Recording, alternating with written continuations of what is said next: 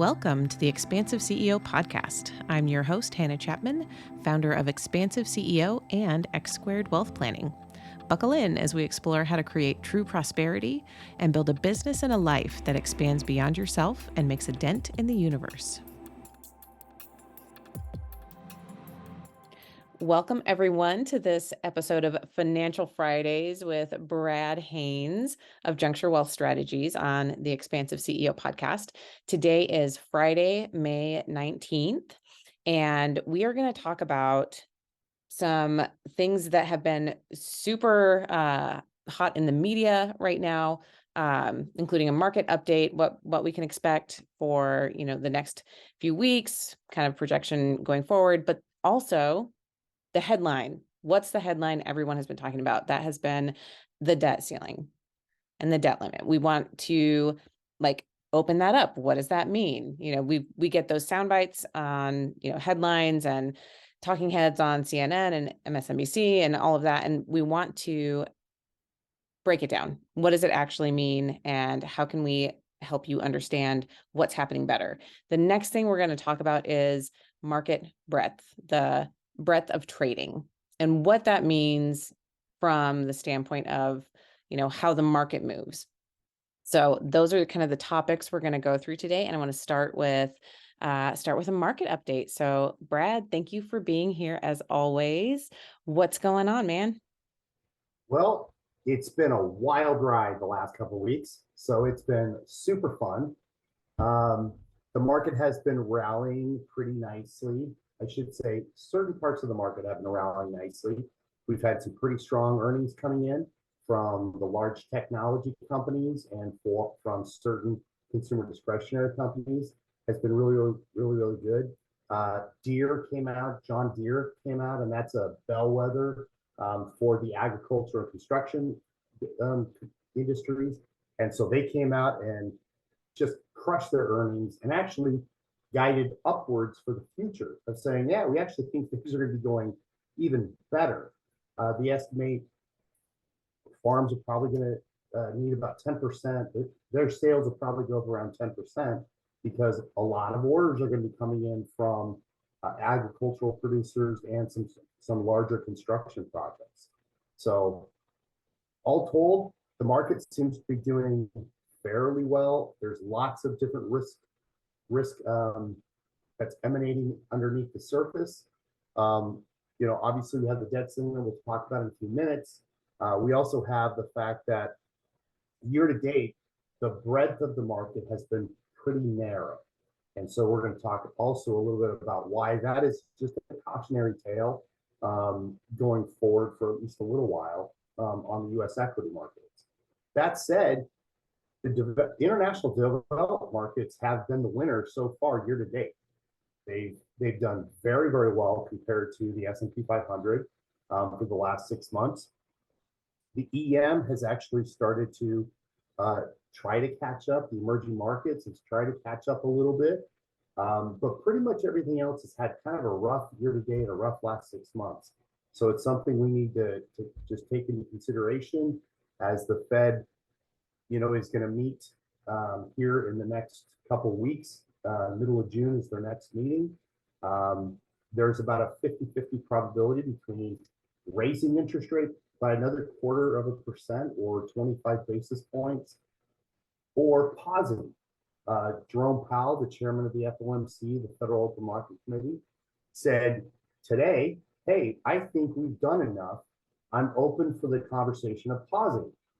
Now, that's really, really important. And I want to emphasize how important that is, because the last 6 times the Fed has paused an interest rate hiking cycle, the next 12 months, the S&P 500 has returned on average 20%. Now, not all the time. Again, that's an average, but the median was pretty close as well, around 21%. There was one of those 6 times, so 6 different pausing cycles, that it was negative. But that's a pretty good odds-on bet that things are looking up for the next 6 to 12 months, at least in the U.S. markets. Additionally, it's been about 7 months since we hit our low in October of 2022.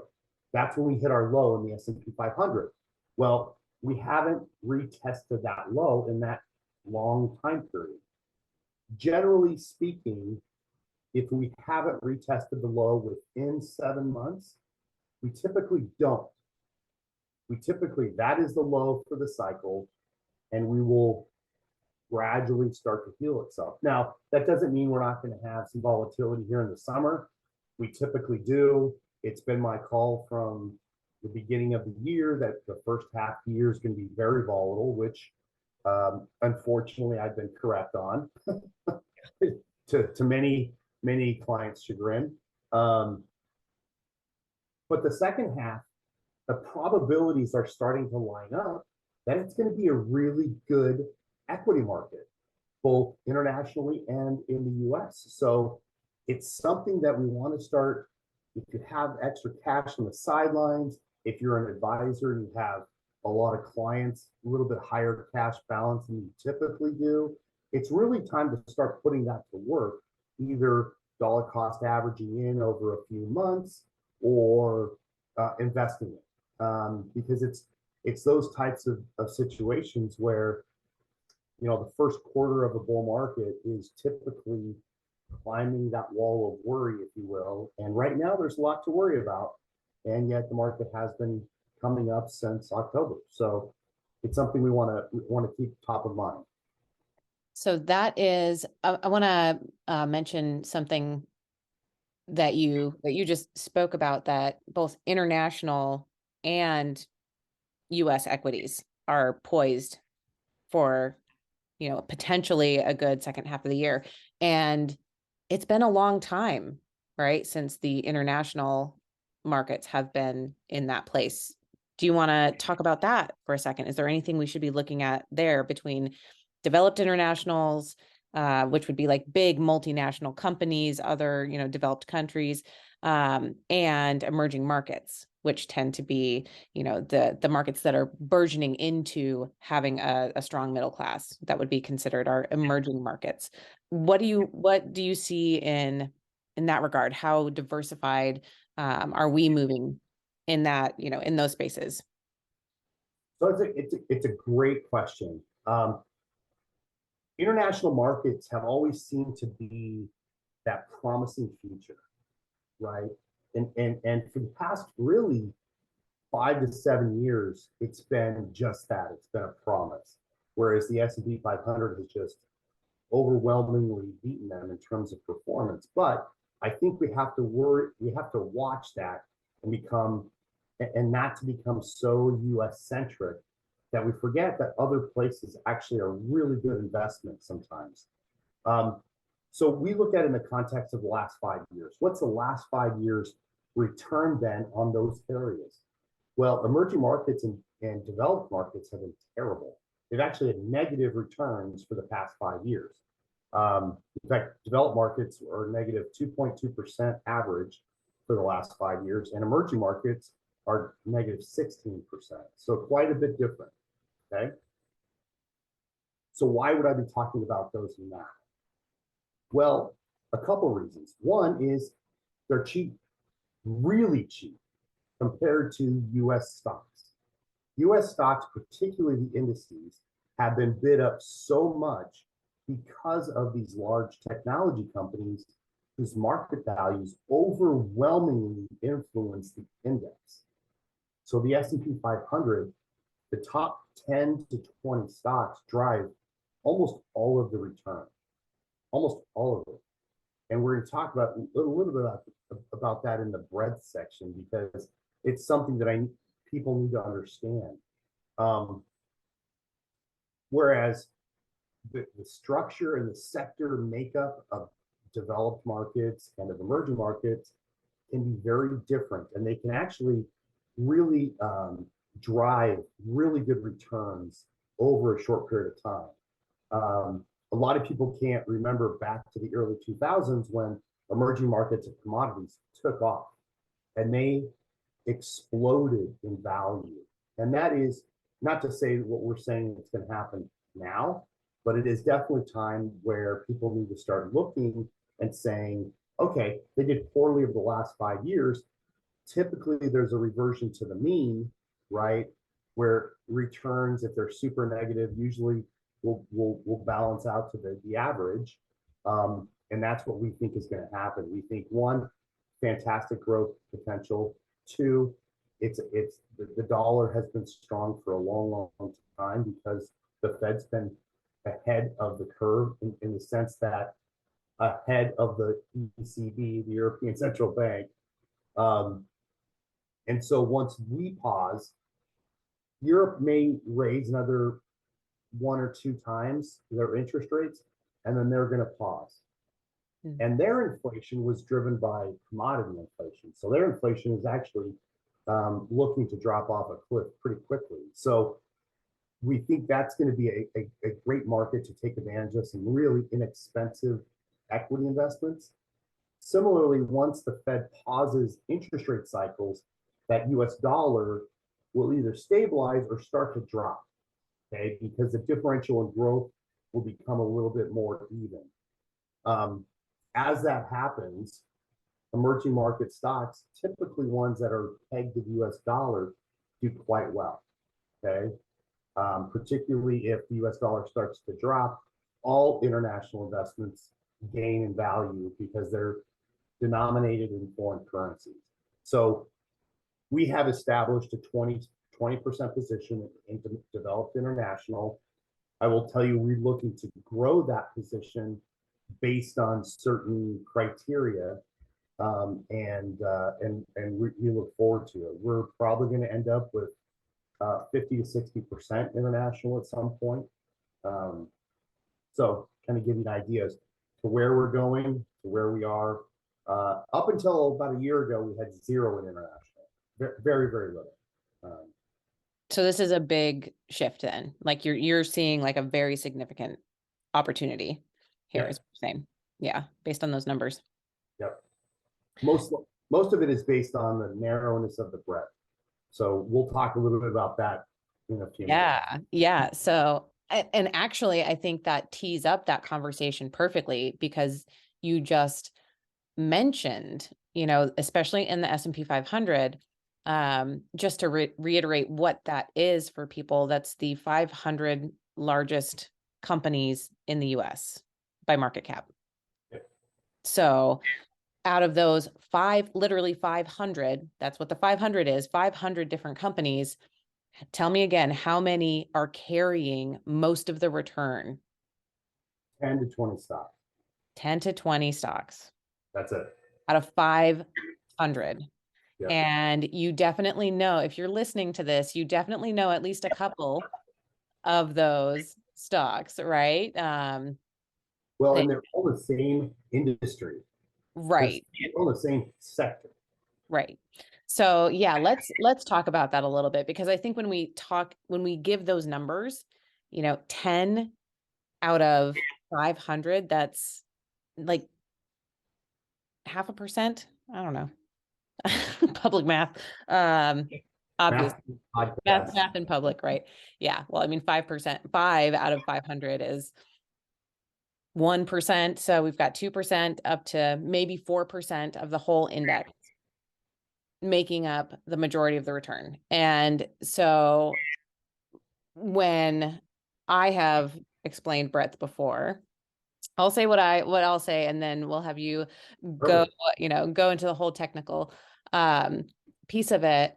Is that, that means if this small sector, these 10 to 20 stocks that are all within similar, similar parts of the economy, if that's carrying everything, it's painting more of a rosy picture of the overall economy than might actually be true.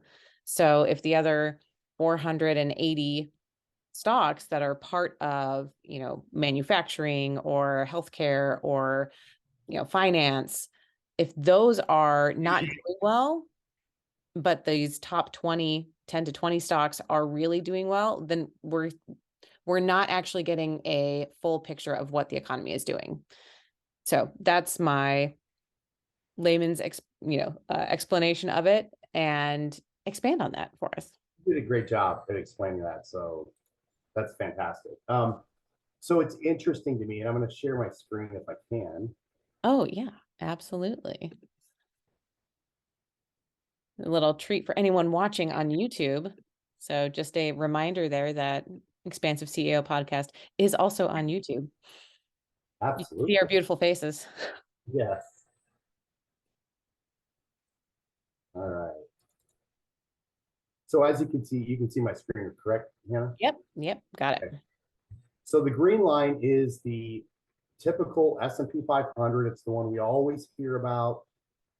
It's the one we were just talking and referring to about it being weighted, each of the positions being weighted by the market value. So, a company that's worth 2 trillion is 4 times impactful on the index than a company that's worth 500 billion, right? So it's scaffolded by or positioned by the market value. So that's the green line. So the white line is the S&P 500, but the way they weight each of the 500 positions is equally. All of them are 2%. Okay, 2%. That's not right, but it's close. It's everybody's equal weight. Okay. Right.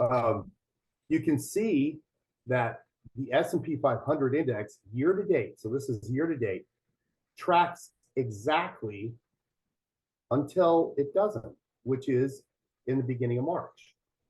Okay. Something happened in the beginning of March where all of a sudden the S&P 500 continues to go up, and the equal weighted S&P 500 drops off and really doesn't perform. So equal weighted, same stocks, just different weightings, are up 1.16% this year. Okay. Whereas the S&P 500 is showing up 9% this year. Mm. So that shows you. So what's the difference? The only difference is the weighting, which means the largest companies have produced the most gains. So that's essentially, I've seen a couple of research articles that have indicated that essentially $2 trillion of the gain in the S&P 500 this year are from the top 10 stocks. Okay. Wow. The rest of the 490 stocks have increased 170 billion. So that gives you some scale that we're very, very narrow. There's only a few stocks, few very, very large stocks that are doing very, very well this year. Now, it means all the ones we've heard of: Apple, Amazon, Google, Microsoft, Netflix. Those guys have done fantastic this year. Last year, not so much. This year, they've done very, very well. Tesla, obviously, Tesla dropped by 70% last year in 2022. This year, it's almost double. So it's done very, very well, relatively speaking. So those companies, those large companies that are technology focused, have done extremely well. But the remainder of all the companies have not done as well. They've done, 1%, but that's pretty subpar compared to the overall index. Now, what does that mean? Why is that important, Brad? Why is that even a consideration? Well, when the economy is doing well, okay, and the equity market is healthy, it means most companies are participating. Regardless of industry, regardless of business type, regardless of sector, most people are doing well. In this scenario where you have 10 doing well, 490 kind of struggling to break even or eke out a little gain, it means it's an extremely narrow market, which means it's easy to fall. Okay. Because what happens is when so many people buy those large technology companies, at some point, there's no other money to buy into. I mean, it's just all the buyers have bought. Everybody who owns it already owns it, and the marginal buyer isn't there. When that happens, it just starts to fall under its own weight, and then it tends to have a pretty aggravated or extended bear market for those particular companies. Now, that's not what I'm saying is going to happen. What I'm saying is those companies will probably slow down dramatically as we pause and as economic growth starts to accelerate. You will see a broadening out of the market, which means small caps, which have done not great over the past number of years, will probably start to outperform large cap tech, okay, by a lot. Okay, so that reversion to the mean where small cap technology companies, small cap companies overall, which have really taken a back seat the last 5 years to the S&P 500 and to commodities, will actually start to take over some of that leadership. So that's where international should do probably better. Emerging markets should do better. Small caps should be doing better. Large cap companies, i.e. the large, super large tech companies, will probably moderate their growth. So everything else goes up quite a bit and they just moderate or come down a little bit. And that's where we have that reversion to the mean. And that's where we see the broadening out of the equity markets. At this point, we're probably going to see some more volatility because they've gotten overextended. As you saw from the chart, that spread is quite wide, and that is very, very rare. The last time we saw a market this kind of narrow, in my memory, okay, this is relying on my memory, was the late 90s. Oh, wow. Yeah. So the NASDAQ in the late 90s that became a very, very narrow market in 98, 99. And then in 2001, it all started to correct. And it corrected, the NASDAQ corrected for 15 years before it broke even. Now, that's not what I'm saying is going to happen here. What I'm saying, though, is there's going to be a reversion to where small caps who are inherently more risky, i.e. risky from a business standpoint, will start to take on better returns, whereas the large cap stock, technology stocks that have been bid up so much over the last number of years will probably take a little bit of a backseat in terms of market leadership. Super interesting. Yeah. So you hit on the question I was going to ask, which was, yeah, I mean, that spread, if you go and look at the graph, the spread is huge. It's 8%, where they had tracked almost like you showed, they had almost tracked exactly together for a really long time. So yeah, super interesting. Yeah, I mean, it's incredible. Usually they're really, really tight to each other. And in this scenario, in the last couple of months, it just has widened out pretty significantly. Interesting. So I think that also brings us straight into this next topic, which is, the debt ceiling, right?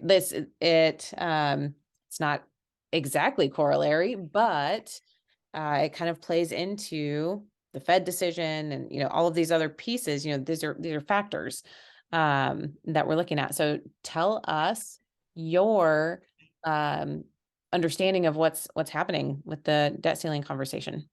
Okay.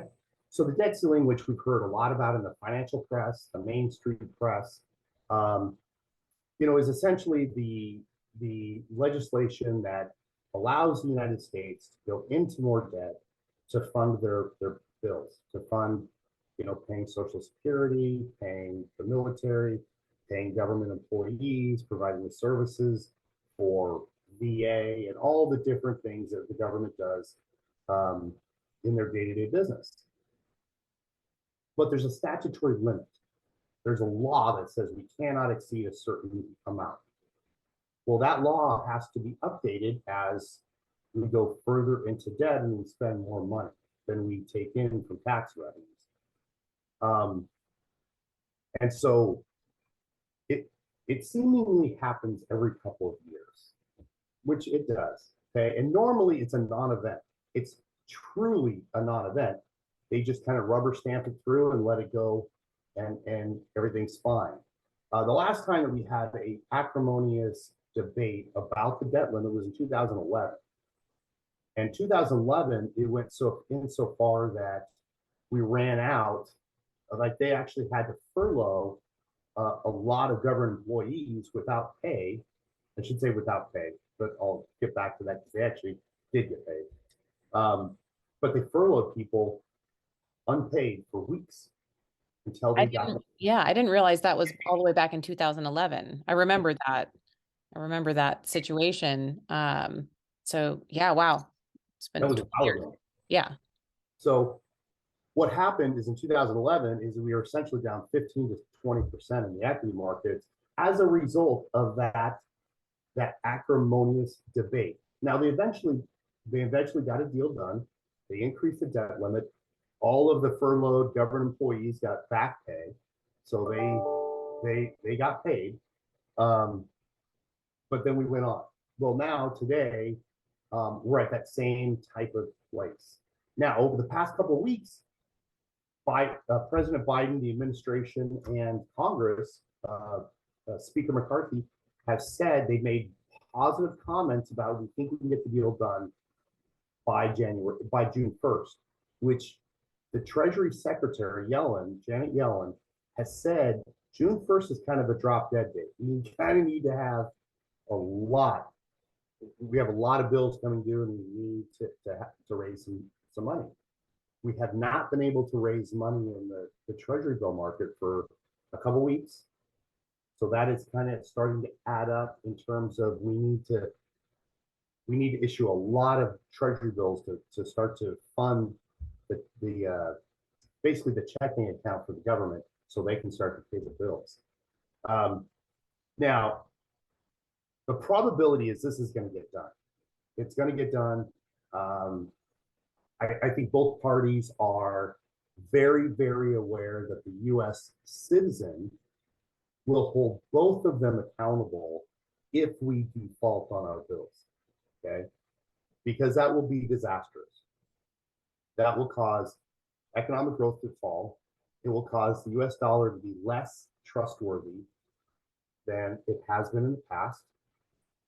U.S. Treasury debt yields will go up as the marginal buyer, the marginal investor, whether it be an institution or a central bank or a government or a company, has to now weigh a risk premium into U.S. Treasury debt. So that, again, increases those yields that are expected, which means now the U.S. government has to pay a higher interest on a larger amount of debt. Now, there is an amendment in the Constitution that essentially gives the president the ability to just raise the debt limit unilaterally. If Congress can't come together, they can't figure out a good way to get statutorily to increase it, he has the unilateral power to invoke that. No one has ever done it, in my memory, at least that I can remember. No one has ever invoked that. And that's kind of like the last straw. That's like, you don't want to have a president do that because it shows that the Congress is broken. That people are just not negotiating one with each other very well. So that in and of itself is a higher risk factor for other people considering that. So low probability, high impact event. We're to the point that I would be shocked if they didn't get a deal done by June 1st. Even though we might hear, different things for negotiation purposes, but Janet Yellen has been very clear that the U.S. has to pay their bills, that the U.S. dollar is the reserve currency of the world right now, and we enjoy a lot of benefits from having that be the reserve currency. And it's the reserve currency. Why? Because people can trust it. They know the U.S. is going to pay the bills. We're the wealthiest country in the world by a lot. And so that has engendered a lot of trust. If we abuse that trust, eventually it will go away, and that will cost us a lot more economically and socially. So I think the deal is going to get done. They're going to raise the debt limit, and we'll be on with business. But you've heard a lot about it because, again, if it does happen, it's very, very impactful. Yeah. So the thing that I wanted to ask about is this, anyone who has an iPhone and goes to your stock app, I have it on my phone right now, right? And you've got the news. And so we're looking at headlines all the time. And so when it says, when you see Bloomberg or when you see ABC News or CNBC, and they're talking about, oh no, looking for a pause, looking for McCarthy's opinions on, what's happening and how much of the market volatility that we are seeing right now is tied to this news cycle where, from like a practical standpoint, when you mentioned that last time that like furlough happened in 2011, I did not think it was that long ago. Like for some reason, that's very vivid in my memory. Maybe it's because that was the year Clara was born. And so I don't know, I was working at home. It was exhausting. And that's imprinted on my memory. But I mean, I remember some contentious times with the debt limit in the last couple of years, but nothing that went to a furlough like that. And so if the reality and the probability is that everyone's just arguing for the sake of arguing and it's going to get pushed through before the drop dead deadline that we have, like what's happening in the markets in response to, because the headlines say the market is doing this because of the debt ceiling. How much of that is actually true in your estimation? I mean, some of it. I, it's a great. I heard an interview with a journalist from Bloomberg, and he is one of the anchors. He's been doing it for 25 years. So he and I are about the same age, and he said, when I started out at Bloomberg as a reporter, he said, my job every day was to come in and explain why the market was doing what it was doing.